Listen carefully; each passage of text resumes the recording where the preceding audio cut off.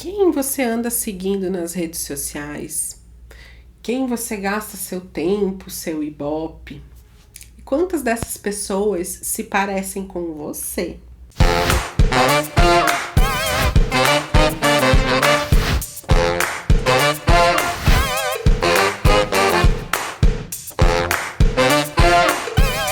Olá, tá boa, bonita? Bem-vindos ao canal! Hoje vamos falar sobre padrão de beleza e eu vou dar 4 razões para vocês questionarem esse padrão que vocês construíram. Mas antes disso, eu quero deixar bem claro aqui que padrão de beleza não é algo que nasce com a gente. Padrão de beleza é algo que é construído. Ou seja, não é algo que é intrínseco, que é instintivo, como fome, como sede, como outros aspectos do nosso psicológico. O padrão, ele é construído culturalmente. Então, vou me usar de exemplo. Eu nasci ali no final da década de 70, né? Passei pelos anos 80, anos 90, então esse período construiu muito o que foi o meu padrão de beleza. Digo que foi porque eu desconstruí ele recentemente. O meu padrão de beleza foi construído em cima de revistas tipo Cláudia, Nova, Capricho e em cima de programas de televisão, novelas, programas infantis. Como eu atravessei esses anos 80 ali como criança, na minha época, as apresentadoras de TV eram todas altas, magras e loiras. Isso fez com que eu construísse um imaginário de que pessoas bonitas eram pessoas altas, magras e loiras. Logo, eu mantive esse padrão de beleza por bastante tempo. Mas recentemente, eu já tinha passado por algumas desconstruções na minha vida, mas recentemente eu comecei a questionar de forma mais contundente esse meu padrão. E percebi que eu estava seguindo algumas pessoas nas minhas redes sociais que não fazia absolutamente sentido algum. E eu vou explicar o porquê. Mas antes eu quero dizer que eu não tô falando aqui para vocês deixarem de seguir as pessoas que vocês admiram e que têm essa beleza padronizada, tá? Existem algumas dessas pessoas que inclusive têm um discurso muito afiado, que já se conscientizaram que só a beleza delas não constrói tudo o que elas são. Então você acaba continuando seguindo essa pessoa, não pela beleza. Nesse caso específico, a estética ela fica relegada a um segundo plano. Você segue essa pessoa pelo discurso dela, pelo que ela representa, como ela se posiciona, inclusive politicamente. E aí você acha que aquela pessoa é interessante que você continue seguindo, mesmo que ela não se pareça com você.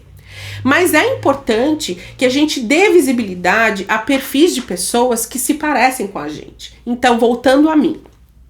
Eu tenho procurado seguir pessoas gordas, obviamente, seguir pessoas soroativistas ou que falem sobre HIV, que discutam esses assuntos, pessoas politicamente engajadas, que pensem no lado coletivo, que falem sobre ecossocialismo, que falem de pautas sustentáveis, que falem de bruxaria. Então, essas pessoas, elas têm um discurso, mas também fisicamente, em muitos casos, elas se parecem comigo. Principalmente no quesito de ser gorda.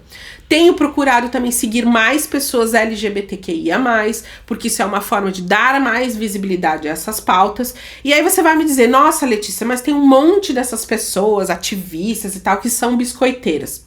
Ok, melhor ser biscoiteiro e parecer com você, te representar, do que ser biscoiteiro e tá longe, anos-luz do que você é na sua mente e do que você é no seu corpo.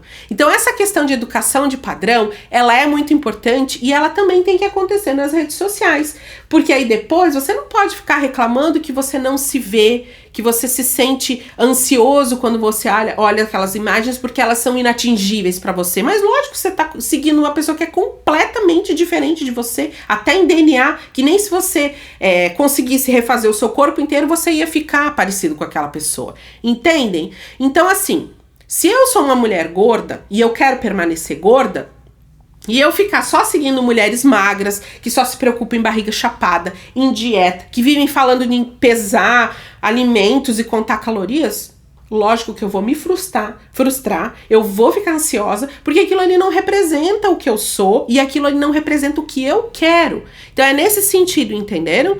Passem a observar o discurso dessas pessoas, as atitudes, as imagens que elas oferecem, né? Porque eu antes também seguia algumas mulheres gordas que ficavam só fazendo pose que disfarçasse a barriga, que volta e meia estavam em clínicas para fazer procedimentos locais estéticos quase que invariavelmente na barriga ou nessas partes, né, de pelanquinha no braço. É errado? Não, não é errado, gente, mas não é isso. Isso não tá alinhado com o que eu quero, com o que eu acho que é um corpo gordo belo. Então, nenhum discurso de ódio, nunca falei nada, nunca rejeitei, mas deixei de seguir.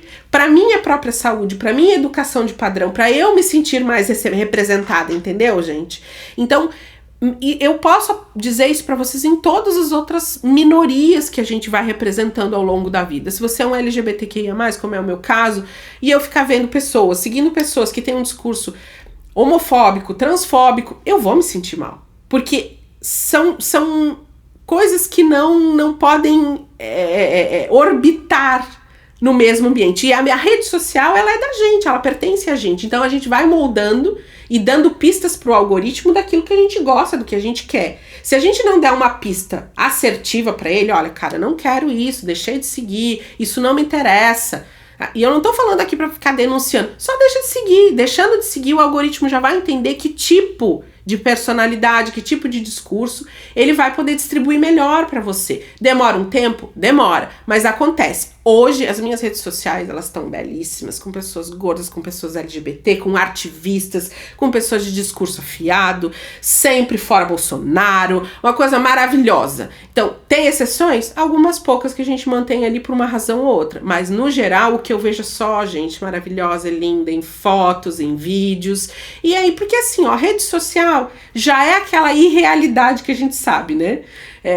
Lugares que nem sempre a gente vai poder ir na vida, talvez nunca, comidas que a gente nunca provou, roupas que a gente não tem acesso, então pelo menos que sejam pessoas parecidas com a gente pra gente se ver nessa pessoa. Ai, que legal, aquela pessoa é gorda como eu e casou e é feliz. Ai, que legal, essa pessoa é gorda como eu e tá com uma roupa belíssima, maravilhosa, alta costura. Entende?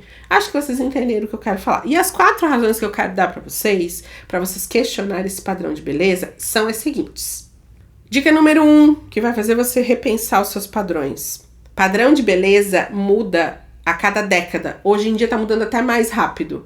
Vocês já pararam para pensar que isso tem influência, inclusive das lojas de departamento, das grandes indústrias que circulam em torno da moda? Então pare para pensar. Dica número 2. Se você for morar num país etnicamente muito diferente do Brasil, como o Japão, por exemplo, como você acha que você reagiria a esse padrão de beleza? Manteria achando que as mesmas pessoas são bonitas para você ou isso seria alterado? Dica número 3. Qual a influência direta que os padrões de beleza têm sobre o tamanho das roupas que são vendidas nas lojas? As grades, sim, as famigeradas grades que quase nunca contemplam corpos reais.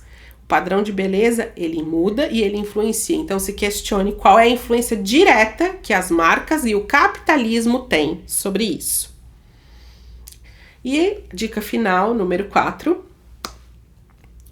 Se beleza não fosse um fator de felicidade, quem você acha que seria feliz para valer?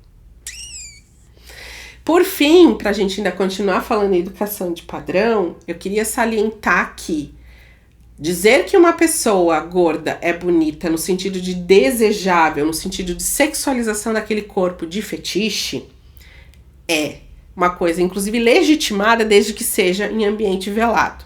Eu já fiz um vídeo sobre fetiche, né, relacionado à gordofobia, vou deixar o card aqui, mas isso também é uma questão de educação de padrão, tá? Se eu vou seguir pessoas gordas só no quesito de hipersexualizar essas pessoas, eu também não tô agindo de uma forma legal. Então pensem também sobre isso, tá? Pessoas gordas são bonitas para estar em todos os ambientes, não só nos ambientes velados, não só por baixo aí do véu da hipocrisia, certo? Então era sobre isso que eu queria falar com vocês. Essas dicas que eu dei pra vocês pensarem, não é pra vocês responderem pra mim diretamente, mas eu vou ficar muito feliz se vocês escreverem aqui embaixo nos comentários os frutos das reflexões de vocês, até porque a gente pode abrir debate, tá? Agradeço vocês que assistem até aqui, que estão sempre com a gente no canal. E se vocês acham que o que a gente faz é relevante, dá uma olhadinha na nossa campanha do Apoia-se. O link tá na descrição do vídeo. Um beijo, obrigada!